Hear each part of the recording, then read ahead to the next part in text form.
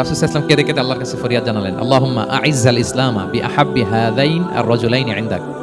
আল্লাহ, আমি কাউকে স্পেসিফিক তোমার কাছে চাই না, শুধু এটাই বলি, দুজন লোকের নাম বলবো, এই দুজন লোকের মধ্যে থেকে যাকে তোমার পছন্দ হয় তাকে তুমি ইসলামের ছায়া তোলে এনে ইসলামকে শক্তিশালী করো।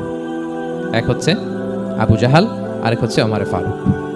এই দোয়াটা তিনি করতে লাগলেন, আর খুব চিন্তিত, দুজনের কেউই মুসলমান হয় না। একদিন হঠাৎ সাহাবারা বললেন, ইয়া রাসূলুল্লাহ, আল্লাহর হাবিব সাল্লাল্লাহু আলাইহি ওয়াসাল্লাম তখন দারুল আরকামের ভেতরে বসা। সাহাবারা বললেন, ইয়া রাসূলুল্লাহ, আপনি এখান থেকে সরে যান, কারণ ওমর ফারুক নাঙ্গা তলোয়ার নিয়ে আসতেছে আপনাকে হত্যা করবার জন্য।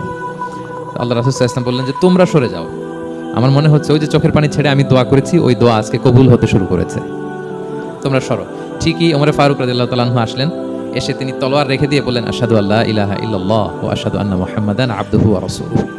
আমি সাক্ষ্য দিচ্ছি আল্লাহ ছাড়া কোনো ইলাহ নেই এবং আপনি আল্লাহর প্রেরিত বান্দা এবং রাসূল। এই দৃশ্য দেখে রাসূল সাল্লাল্লাহু আলাইহি ওয়াসাল্লাম খুশি হয়ে গেলেন। ওয়ালা সাউফা ইউতিকা রাব্বুক